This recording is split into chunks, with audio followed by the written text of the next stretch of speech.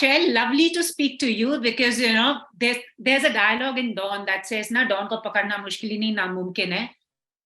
It also applies to you because you're someone who only comes around during his film or, project promotions. Otherwise, it's just MIA.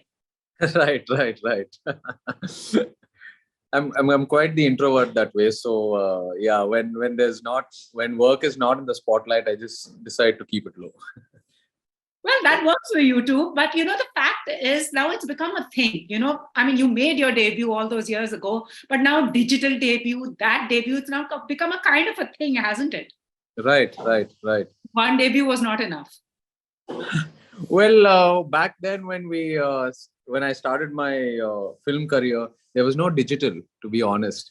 And now, in the last 3-4 years, this whole new medium has started, which is actually such a exciting time to be in, because as an actor, there's so much more opportunity for exposure to try out different content, really radical content. So I think it's a really exciting time since you said digital. So really fortunate to have this new wave start off. And also, do you feel that actors will now have to strike that balance between both the mediums, feature films, theatrical, as well as this, in order to also be relevant and also do the kind of stories they may not get in one medium over the other? See, personally, that's the opinion I'm going with, and that's what I believe, because going down the line, I think digital and feature film both will have their own spaces, and the audience is becoming more and more clear about what content they want to consume in the theater and what they're happy, sitting at home and consuming in their own comfort zone. So, as an actor, I think it's very important to be present in both the spaces.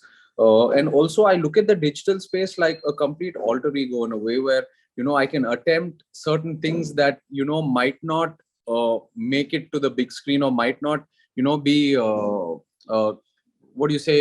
for the big screen, because when you're doing a film for the theater, there's a certain budget that we're spending. The whole business sense comes into play. But with OTT and all that, for me as an actor, it's purely just going and doing characters that that I can't try in the film space. So yeah, I think there's a diversity in both. And also, do you think a kind of a liberation, because somewhere you earlier would have got bogged down, now you have that field to explore?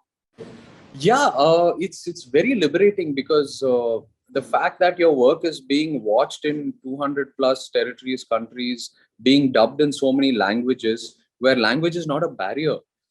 Because I can go back and remember the time during lockdown and all, when we were consuming, or still are, so much foreign content, from various languages. So when the same reciprocates to us, and now I see people from all over the world messaging me on my Twitter feed, saying, we watched Dhootha and we really like this, we really like that. So that's very liberating in a way. And what's interesting about Dhootha is also about your character. One has not seen you play this very morally grey character, I would say, because you can judge him either ways, but he's very clear in what he wants to do. And right. Also, it's broken new ground in terms of the kind of genre and narrative in Telugu, I would say, the cinema space. So what was it about this thing that you said, let me go with it? Because I'm sure there might have been, proposals to make your digital so-called debut earlier as well. See, for me here, what was the most exciting thing was, of course, the character Saga that I play in Dhootha. The kind of layers he has. He is just not black and white, but there's so much gray to it, like you said. And through the process and through the show, Saga really gets to explore and question a lot of things, not just related to journalism, but also on the personal front, ethically what's correct, what's not. So and also having 8 episodes of screen time really excited me and really gravitated me more towards playing this character, because this is not something you can tell in a 2-hour feature film. We need that time to really explore the character. So I think as soon as Vikram narrated it to me, one was definitely, the excitement was Saga's character. Apart from that, was a supernatural thriller. It's a genre I've not explored before. And it's something, it's always intrigued me in so many ways. And Vikram directing a supernatural thriller was just a win-win for me, because he's amazing at that genre. So that was the second. And also, OTT is something I've been wanting to really explore myself in. Just been waiting for the right opportunity, and when this came in with Prime Video attached, it was like have to do thing. Do you believe in the supernatural? The fact that it's dhootha, because there's so many interpretations of the messenger. I do believe there is some supernatural energy in this world that puts everything together, makes this world go round. Yeah. But I don't know what to pinpoint it at. Like, is it an object? Is it a being? Whatever. But I know there is some energy, I believe in. If you were to be given a superpower, which one would you take? Or something that. I I remember being asked this previously also. I would say to stop war. Yeah, I Just know. stop war right now, because yeah, there's so much going on and it doesn't make sense to me. So I wish I could just stop war. Yeah, with you on that, totally. And also, the fact that also it seems to be like the year of debuts for you, because last year around this time you also made another debut that was Bollywood debut. Yes. Also Pan India seems to have become a thing, but back in the day, your dad was doing both the cinemas. You Right. know, but we still gauge them as actors from South, actors from North. Do you think that line has now blurred, because somewhere that North and South still carries on? You know, prefix. Absolutely. Yeah, absolutely. I think the lines have blurred to a large extent. We're consuming, we've always consumed so much of North content over here. But in the North now, they're consuming a lot more South content. And, not only that, but language itself is not, if I look at a film poster with a different language, it's not going to scare me to go watch it. I am going to go watch it because now subtitling, dubbing, everything is something we've gotten used to. I don't know if it's really sort of fast forwarded because of the pandemic, because everyone's consumed so much different language content. But it's just such an exciting place to be in as an actor, because like you said, the whole language barrier is blurred. It gives us so much more opportunity to try out so much newer content and really expose ourselves to the maximum. And also, I think something that's come with people watching other cinema, especially our own homegrown cinema, Indian, I won't say North South cinema here, is this whole larger than life spectacle, because now I think that's going to be defining theater more and Yes. OTT more for the other, Yes. So do you feel somewhere, I would say the cinema of Rajamouli sir and the kind of cinema you all have been part of has changed the grammar somewhere? See, when I absolutely, I feel when the audience is going to the theater, they're expecting a certain scale. When I mean scale, it's not just a big budget, but in terms of drama or in terms of the conflict or in terms of the setting, there needs to be some new world or some immersive experience that we need to give them, be it with emotions or action or whatever. So I think that this is something we need to be very conscious of. And of course, with OTT coming into play, like you said, the grammar definitely has changed a bit. The texture of feature film. I don't think I would be scared to just attempt a normal rom-com, and probably release it at the theater. I would need to have great music or a really out-of-the-box conflict. My trailer says it all these days. I think the audience is watching the trailer of a film and deciding whether they should go to the theater or stay at home and watch it on OTT. So we need to be very conscious of that change. And yes, the grammar has changed, I feel. And you've totally shaken your romantic hero image also now. Done with romance. I have to at some point. I Are need you to. done with romance? No, no, no, never, never, never. Love stories are always my favorite. The audience has always encouraged me for my love stories. So definitely, it's always on the top of my list. But having said that, I can't just do the regular boy next door love stories anymore. I probably have to venture out into more complex stories or complex layers when it comes to love stories. And is Thandel going to give you that? You're the next one that you said has never done this character before. And this Yeah. seems like to be interesting. If you could just give us a little sneak peek of what we can expect. Yeah, Thandel is primarily a love story, but it's also inspired by some true events that happened to some Srikakulam fishermen in 2018. So it's a story, that we've got the rights to, and it's a very inspiring story. Deals with, a lot of political layerings also. So we're starting shooting in on December 15th onwards. We're going to close, and then yeah. Awesome. And Yeah. it's a fan of yours actually asked a question which even I would want to. Can we see the fam jam together on the screens? Because, on both sides, your dad's side and your mom's side, you have these fantastic actors. Can we hope to see you all together? Oh, of course. I mean, it's the script that dictates any of these projects. Like when we did Manam or when I did Venki Mama, we always looked out for unique, fresh scripts. So yeah, if something like that comes along, we'll always be ready. But this is a question. Also, has the burden of legacy ever weighed you down? Because you and your dad and your uncles are very different actors. Have a very different niche. But somewhere there is always this whole thing about the legacy that follows you. Has that kind of ever burdened you, or have you been like, let's just remove it from me? See, I have to. I am fortunate to be born to this family and to have this platform.